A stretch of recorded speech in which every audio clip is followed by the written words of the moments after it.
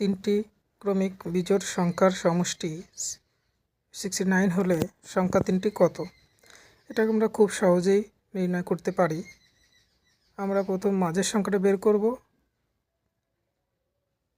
অর্থাৎ মাঝের সংখ্যা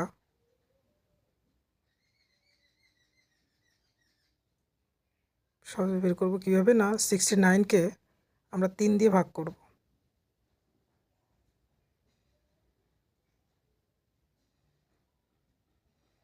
ভাগ করে 23 পেলাম, অর্থাৎ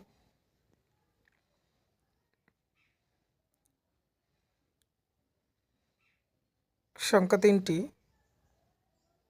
বা ক্রমিক সংখ্যা তিনটি।